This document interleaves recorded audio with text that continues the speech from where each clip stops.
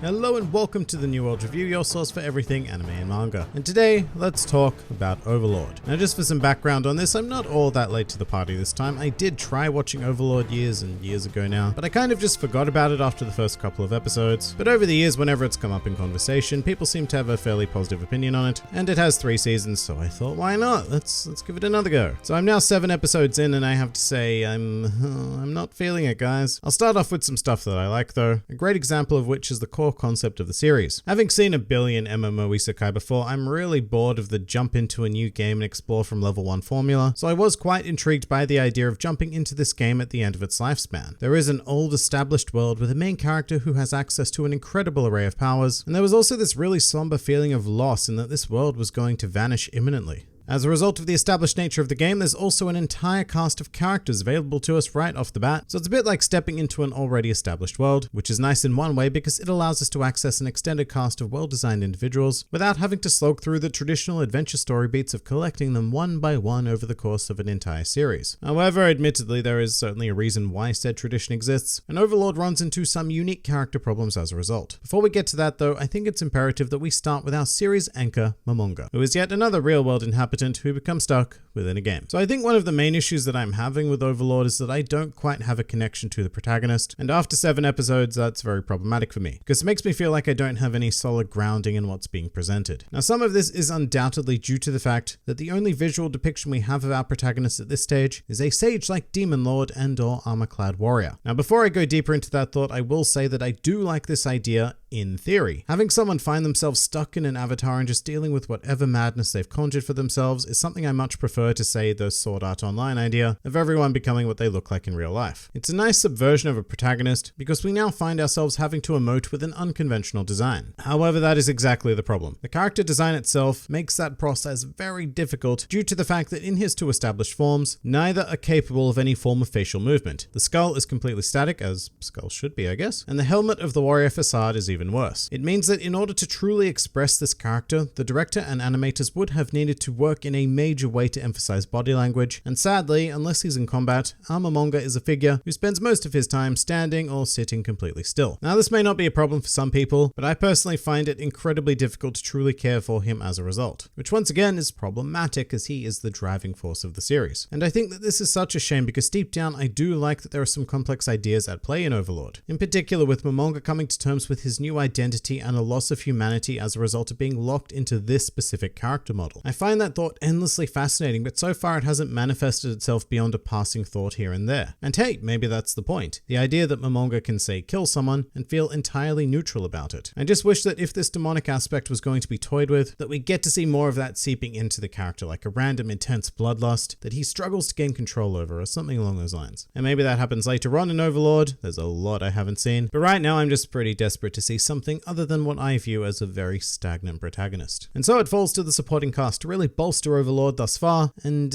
well, as of right now, they are criminally underused. So after the first 2 episodes, I was pretty keen for this series this time around, because I love the odd collection of characters that had gathered here, some of whom do present admittedly stereotypical designs and personalities, but others are a nice breath of fresh air. But one of the problems is that because we've been thrown into an established existence, it very much feels like I'm eavesdropping on a group of friends who have known each other since high school. And what Overlord highlights really well, in my opinion, is just how necessary it is to have an outside eye within the series involved when it comes to meeting or exploring a new character. Someone who is unfamiliar with said character so that they can ask questions, react to their weird quirks, and just generally present the perspective of the audience. Overlord doesn't really have that because these characters are already so familiar to each other, and even Momonga, who hasn't met the living forms of these NPCs, feels like he's known them for years and years and years, which makes perfect narrative sense, but it's not all that helpful to me as a viewer because at the moment all I have is a completely shallow view of everyone in the Great Tomb of Nazarick. But I guess that might be alright to start off a series with, but there is an expectation on expanding upon those characters and building them as time goes on. However, as of episode 7, I can't really say that that has happened at all. The great shame of Overlord seems to be that, at least from what I've seen, we take the time to introduce a grand location, a cast of amazing looking characters, and then we abandon them for the most part in favor of exploring the outer world and the stories of the characters who we meet out there. And yes, Momonga does always seem to have an escort from the Great Tomb with him, but they don't seem to ever get to do much, if anything. Like that time when he went to save a village and took a fully geared up Albedo with him, only to stop her every time she even showed an inkling of doing something. So the one character we did bring with us on that occasion served no real narrative purpose. And in addition to not feeling any grounding with Momonga, I also don't feel like I have any solid grasp of his closest allies. And at this point, that's over half the cast, and it's come to the stage where I have such little connection with these characters that I'm not in any way inspired to watch the next episode. To be honest, at the moment, I think the only character that I have developed a legitimate connection with is Gazef. He's a simple man, loyal, and admirable. Very easy to get on board with, and part of that comes from Momonga being an outside eye when they met, being willing to explore his character as well as his worldly surroundings. However, at the same time, all I really wanted to do was get back into the Great Tomb of Nazarick and explore that. And as such, I did actually audibly groan when the next story thread began, and it was going to involve Momonga going undercover as a low-level adventurer.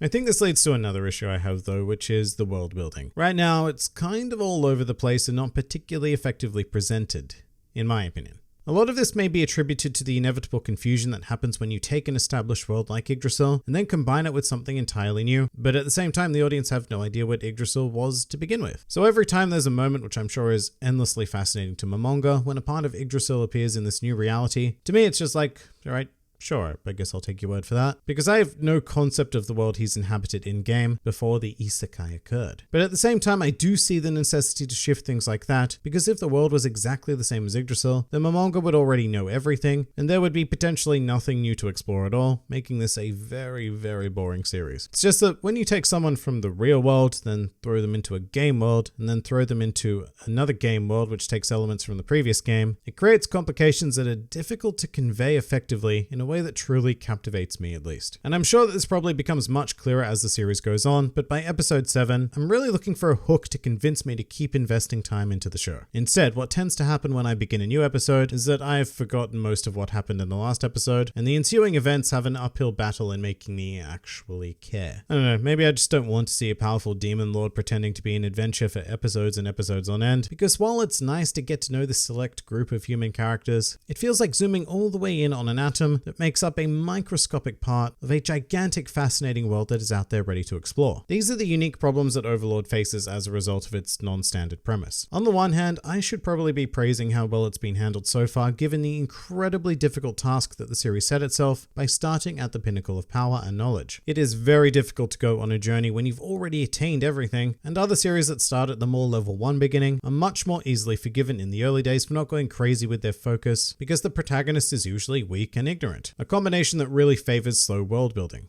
What I'll also say for Overlord is that I do enjoy the comedy for the most part. In fact, probably one of my favorite moments in the series thus far is that random scene in Momonga's bedroom where Demiurge catches Albedo and just casually asks, "Is that Lord Ain's body pillow?" And not only that, but they both just moved on as if this was a fairly innocuous occurrence. Moments like that are fantastic, and with Albedo in particular, I also do like the examination of what happens when you force someone to love you, because that never works out in media, and her obsession with Momonga is simultaneously hilarious and quite disturbing. If I was to continue the series, my hope would be that this does get expanded upon though, and she doesn't simply become a one-note "I love Lord Ain's" character every time she pops up. Like maybe at one stage she is driven so mad by love that she commits a terrible action and makes Momonga go, "Oh shit, this is a serious problem." But I'm not sure if I'm putting too much of an expectation on Overlord. And here's the thing, at the moment I'm not really sure what Overlord is. It appears to have a linear story, but it's progressing slowly and weirdly, giving focus to aspects of the world that I quite honestly could not care less about. I mean, there is a notion of political intrigue in the background with the various different factions, but at this stage that hasn't been expanded upon enough to keep my interest. It definitely has some potential though, especially since Momonga seems to have a sharp diplomatic mind. So maybe I just haven't placed enough trust in Overlord to continue it further to where that becomes a selling factor, but it's difficult. I think that Overlord has had a pretty meh start, and without going into spoilers, I'd love to know if any of you have seen it, think it's worth the investment to continue. Oh, and last thing, if this first impressions wasn't negative enough, I also have to say that I have a huge distaste for the opening and ending of season 1. Although I will say that I enjoy the opening infinitely more than the ending. At least it has a catchy chorus. The ending though, to my ears, is just noise. An assortment of random guitar riffs and extremely distorted vocals, and it doesn't do it for me. But yeah, I'm going to put it to you, the comments section, to see whether or not I should continue this series. So please do let me in on your own personal experiences with Overlord, and by all means feel free to change my mind in the least spoilery way possible. But that pretty much does it for my first impressions of Overlord. If you enjoyed this video and the content this channel produces in general, then please do consider donating to the New World Review Patreon, because the support of all of you amazing people is what continues to make this channel possible. And if Patreon isn't quite your style, then please do leave this video a like, share, or subscribe, because it also helps support this channel an incredible amount. And if you'd like to join the fun at any time, then please do head over to my Discord server, where a wide array of shenaniganry takes place on a daily basis. And finally, please do comment with your thoughts